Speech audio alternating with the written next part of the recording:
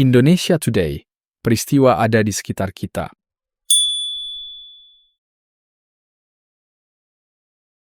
Seperti kita tahu bahwa program makan bergizi gratis ini adalah bagian dari efisiensi, jadi pelimpahan efisiensi yang hampir 750 T, yaitu dipindahkan dananya dari kementerian dan lembaga untuk program makan bergizi gratis. Di satu sisi, dengan jumlah yang lebih gede dari efisiensi tadi adalah dibuat untuk program yang tentunya program yang akan berjalan, salah satunya PSN, yaitu dibentuknya PPI Danantara. Nah, yang menarik di sini, kalau memang Danantara itu adalah nanti untuk program yang berkelanjutan dengan mengandalkan BUMN utama, mestinya tidak dipindahkan lagi. Ini yang jadi pertanyaan publik adalah Menteri Perumahan dan Kawasan itu meminta bahwa dana dari Danantara nanti itu menjadi disumbangkan atau dipakai untuk ambisi, ya, menurut publik sih, ambisi pembangunan 3 juta rumah. Nah, ini akan menjadi satu hal yang bertolak belakang ketika terjadi penghematan untuk makan siang gratis dan juga untuk pembiayaan dari Danantara. Di sisi lain pembiayaan Danantara untuk pembiayaan 3 juta perumahan.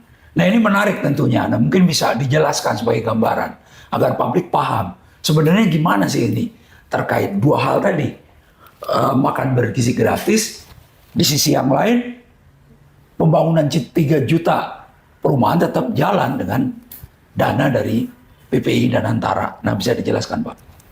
Terima kasih. Jadi dua objek yang menjadi program dari pemerintahan KMP, ya, satu tentang makan bergizi, yang kedua tentang pembangunan perumahan. Ini kalau boleh dibilang adalah proyek ambisius. Kenapa saya bilang proyek ambisius? Satu sisi kita punya keinginan yang menggebu luar biasa, tapi anggarannya cekap. Dan katanya ada bantuan dari luar negeri, kenyataannya juga tidak seperti yang diharapkan. Nah, kalau kita lihat di sini, kalau baru saja ada pernyataan pengeresmian diberlakukannya Danantara tadi, tujuannya kalau itu fokus pasti bagus. Ya. Tapi kalau dialihfungsikan untuk ke tempat yang lain, kiri kanan bobrok dan hancur. Nah, tentu di sini para ahli, kalau saya nggak tahu bidang ekonomi, saya nggak ngerti. Saya nggak tahu gitu-gituan. Tapi yang dari pikiran awam, fokuslah untuk mengatasi makan bergizi gratis saja sudah pemerintah setengah mati. Kerja keras, Menkyu, Presiden berulang ngamuk. Tentu ini harus dikawal. Nah, untuk MBG, dengan kejadian yang baru lalu, bahwa mencret, keracunan, kemudian 3 hari nggak mau makan, nggak mau menerima itu semua karena basi. Ini niat melaksanakan Undang-Undang nomor 30, Undang-Undang Dasar 45 pasal 34 sudah luar biasa. Terima kasih Presiden. Tinggal pelaksanaannya coba dikasih ulang, karena kita punya tipologi daerah timur, tengah, barat yang spesifikasi manusia dengan bahan baku makannya juga beda seleranya. Nah, menurut saya kalau yang sekarang ini pola metodenya tidak dirubah, ini apakah akan berhasil sampai dengan 5 tahun Bapak selesai? Walau alam, Pak. Apalagi dengan diberdayakannya peran dari TNI, Polri, kementerian lembaga, padahal dinas teknis yang punya kepentingan langsung di sini, kok peran gue diambil? Ini ada, Pak, di lapangan. Efek psikologis ini ada. Buat TNI, Polri, ini melatih Benan Manaser, melatih logistik wilayah, Babek, dan lain sebagainya. Tapi, apakah ini bisa berlangsung terus? Karena untuk komponen dari anggaran yang dialokasikan, dibagi untuk ini, akhirnya untuk lauknya terbatas. Apakah pola ini bisa dirubah atau tidak? Menurut saya, pandangan awam, dengan membaca, melihat secara viral kejadian-kejadian di lapangan. Kenapa sih Pak? Dulu Ahok pernah ngomong, saya ulangi, Pak Ahok pernah ngomong. Kenapa sih duitnya nggak dikasihnya ke rumah, ditentang orang? Karena kalau di rumah untuk bayar utang di TV, anaknya tetap goblok. Perutnya keroncongan, dia nggak bisa mikir, jebol sekolahnya. Nah sekarang dihalusin lagi Pak, maunya Pak Ahok. Kalau bisa libatkan BRI, Bang, masuk ke daerah di tiap pelosok itu yang data dari murid-murid di sekolah sudah ada. Masukkan bulanan ke rekening emaknya.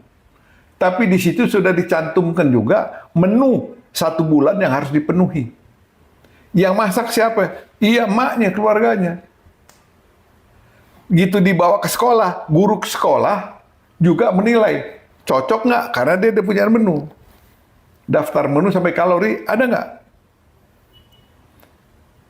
Dan di sini tolong dilibatkan seperti Cina, seperti Singapura, seperti Korea Utara, sosial kontrol oleh masyarakat.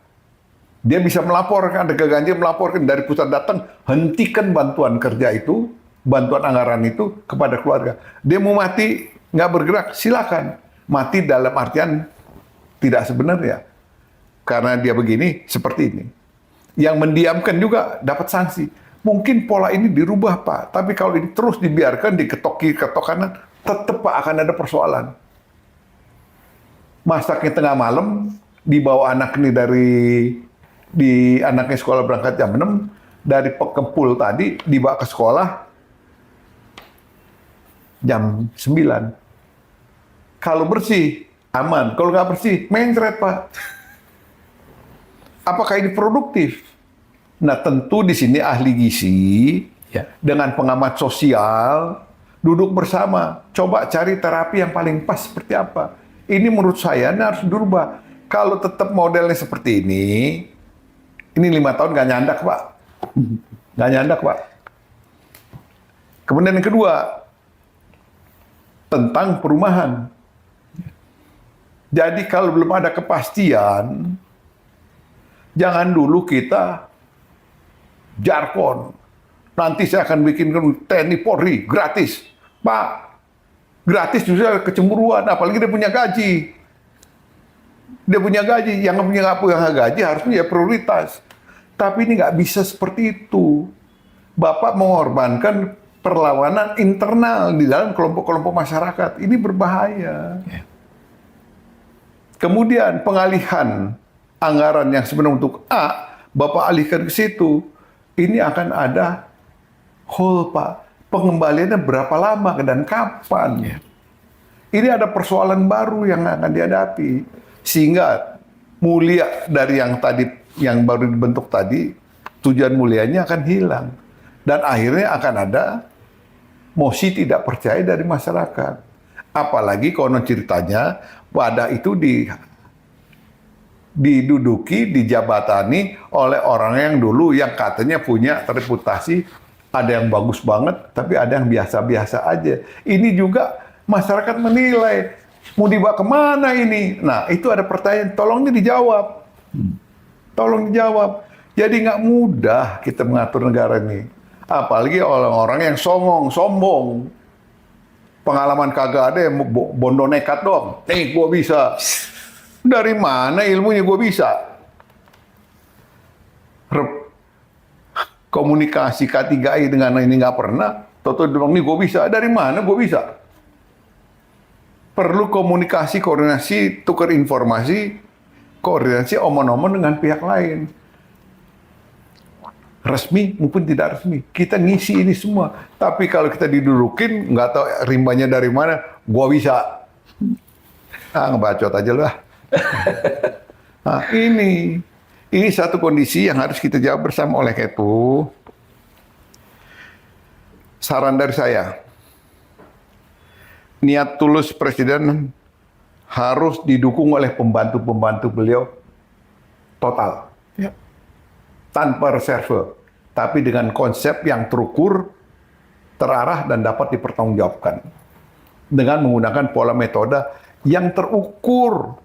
Jangan pakai pola asal Bapak seneng laporan beres, gitu dia ke lapangan rebes. Pakai buku 2. Nyonyor Pak, nggak bisa nih seperti ini. Ini, terima kasih. Selesai. Indonesia Today, peristiwa ada di sekitar kita.